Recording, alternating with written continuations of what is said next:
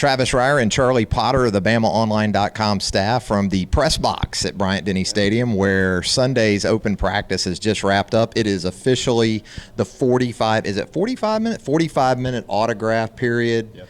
Charlie, Nick Saban's line down there, just about the length of the entire field, which it is just about each and every year. It is each and every year. Early leader among players, Derrick Henry right now, I would say, and pretty much a landslide. Yeah, by a large margin. I mean, it looks like the line for Saban goes about to the 25 or 20, and Derrick Henry's line is about 20, 25 yards long too. Anyway, there was some football today. There was some pretty important news. Big day for the media as Nick Saban spoke early. Lane Kiffin, offensive coordinator, made his appearance. Kirby Smart, but after yesterday's practice, word of Cam Robinson, his injury, that obviously was the big note to get things going, and really good news with the way it sounded initially coming out of practice. Big-time concerns because this is a guy they can't afford to lose. No, I mean, no doubt. It was obviously a reason to raise some eyebrows, but they quickly quietened those rumors. And I don't think I saw Cam Robinson miss a rep with the first team today. I mean, he was a full go. I mean, he was holding his own. He looked like Cam Robinson of old. So that's definitely a good sign for Alabama fans. Yeah, I think later in the practice, Brandon Green repped in there some. But, yeah, it wasn't like he was noticeably absent during the practice. It was probably what they do in a standard practice because they repped a lot of guys today. Again, Green looked like he mixed in there some. Alphonse Taylor mixed in with the first-team offensive line. So it may be something they do anyway. But, yeah, all things look great with Cam Robinson. That was the big news early. Some interesting comments, as there typically are, from the assistant coaches. It seemed as if Lane Kiffin really wanted to stay away from the quarterback thing. Didn't want to get into specifics there. Really didn't seem to want to get into specifics about a lot of positions on the offensive side, but there were a couple of guys that he did note, including Ardarius Stewart. Yeah, he was very high on a lot of the wide receivers. I feel like if he was going to talk about one position, that's what he talked about. He said that Ardarius is one of the most explosive receivers on the team, and I think people can see that. And then he had a lot of high praise for the younger guys like Calvin Ridley and Dalen Charlotte, who in the portion of practice that we saw today turned a lot of heads in what they were able to do. So I think, there's a lot to say about the wide receivers, and notably so, he said it. A couple of injuries on the defensive side of the ball before the practice and really during the practice were a little bit of a damper on things. The secondary, which is obviously a focal point of this preseason, came in with one guy out pretty much, I guess, in Marlon Humphrey, and then suffered another loss towards the end of the practice. Yeah, it looked like a little bit of friendly fire during some team drills. It looked like Reuben Foster just came in and leveled Tony Brown trying to make a tackle against somebody else. And at first it just looked like Tony had got the wind knocked out of him, but then he had favored his shoulder. And, of course, he had a shoulder injury before, so that's something to keep in mind. But he went straight to the locker room, and it was toward the end of the practice, so he never came out. But that's definitely something that's going to be interesting to see whenever Saban speaks again, I think, Wednesday, to see what the extent of his injury will be. I don't know if we'll see him tomorrow. I don't know anything to say that we won't or will, but that'll be definitely something to keep an eye out for. A lot of mixing and matching in that secondary throughout the practice, Charlie. You had two or three constants, which are Cyrus Jones, Geno Smith, Maurice Smith. We saw him at corner, but we know at star he's pretty much the guy right now.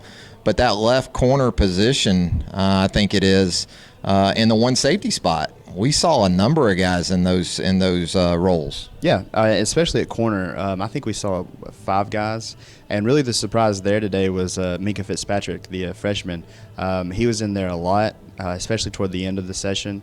And he was making some good plays. He was aggressive. You could tell all the defenders were placing an emphasis on turnovers because everybody was trying to rip out the football. But Minkah was pretty successful in some of those attempts. He even had one interception that was pretty impressive. So, yeah, Minkah, Bradley Silve, Anthony Averett. I'm sure if Marlon was healthy, he is Humphrey, he would have been out there.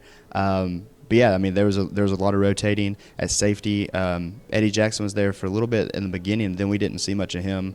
And then Ronnie Harrison held his own pretty well at the safety position, which is no surprise from what we've heard from him. But yeah, a lot of movement, which is to be expected. I mean, that's one of the big question marks, like you said. So no real surprises there. Says a lot about Minkah Fitzpatrick that they worked him as much at two spots as a true freshman. I mean, physically, he looks like he's capable, but a lot of times, the more you load up a young guy, they don't really know how to play once that happens. They get overloaded. I didn't see that with him. It looked like he could handle it. So that was very encouraging, I thought, and again, speaks to the competition they have back there in the secondary. The offensive line, we touched on Cam Robinson. Didn't really see much in terms of pass protection drills today. It was a lot of run-oriented stuff, which may lend to the belief that that's what we're going to see a lot more maybe of from this offense in 2015. But I did like what I saw. The right side looked to be impressive with Dominic Jackson and also Bradley Bozeman over there. But I like some of the young players we're seeing. Dallas Warmack, Brandon Kennedy's working at center some. I think there's some potential, especially at the interior. But, yeah, the tackle spot's still a little thin there. Yeah, I mean, whenever you have a defensive lineman that's primarily backing up Cam Robinson at left tackle, you definitely have some cause for concern. But like you said, the interior linemen, there are a ton of young guys. You almost start to lose track of all of them that are out there. And I think the second unit, you forget about guys like Isaac Luatua, who feels like he's been here forever. Alphonse Taylor, who you already mentioned, J.C. Hassenauer is holding down the second team, or what appears to be the second team center spot. So, yeah, there's a lot of young talent on the interior of the offensive line. But those tackle positions, it's just they're very thin there. Got to talk quarterback. Yep. Saw all the guys today. Saw some good. Saw some bad. I still continue to worry about turnovers with these guys. If there was a most promising guy that I saw today, it was Blake Barnett, the true freshman. I just felt like he seemed decisive. He seemed comfortable. Now, he didn't really work with the ones. I didn't see him do that. But in his work with the backups, and the ball came out of his hand nice. He made a play on one scramble, hit a touchdown pass to a backup tight end that was a very well-thrown ball. Not saying this guy will be or should be the starter, but I think if you can just get him down the road just a little bit, I don't think he needs more than a year to possibly be the guy in this offense. That doesn't help him right now, though. Oh, no, it doesn't. But today he did look good. I thought he looked especially good in his pocket awareness. He was – I mean, they're not going to tackle the quarterback in practice, but if they had been, they wouldn't have touched Blake today, I don't think. And then I think another guy, Alec Morris, early on, he looked pretty good out there. A lot of his passes he's getting out of his hand quickly, which is something that I think they want to see out of the starting quarterback. That's something that Jacob Coker has had trouble with. But still, Coker took a lot of the first-team reps of what we saw, no matter what the guys did on the field. So I guess that still says something. It does, but I agree with you on Alec Morris. I thought in the first half of practice, you're right. I liked his decisiveness. I liked the ball coming out. I don't know if he's a guy that can threaten the entire field throwing it, but I like Barnett. He just seems to have a little bit more of a feel for the game than some of the other guys, but not a lot solved, I don't think, at least from our perspective. Coaches, they look at video a tons of different ways, and drills are done for different reasons than a lot of people realize while you're watching them. But I can't tell you definitively today that I saw one of the top two or three. Cornwell, I thought, looked good. You see the potential. The here and now, I don't know about that, but kind of just a group of guys right now trying to figure all that out. Got anything else for us? I mean, I think, if you were to hand out some game balls for today, I think Morris and Barnett would probably split it, just because we saw more from Morris in the first half, and then Barnett came on strong. And then Barnett came on strong toward the end. Like during the beginning, you didn't see much from him. I think that Maurice Smith and Minkah Fitzpatrick had really good days.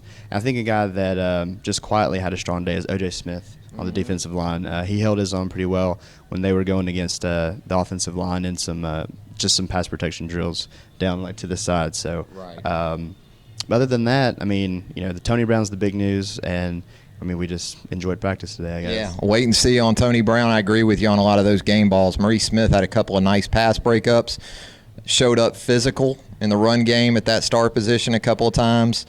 I feel better about what I saw from Maurice Smith today, for sure. So that was a good sign. So that'll just about do it from Bryant-Denny Stadium. We are in the television broadcast booth. So if we mispronounced any names, we'll blame it on some people who work in here sometimes rather than ourselves, of course. Right.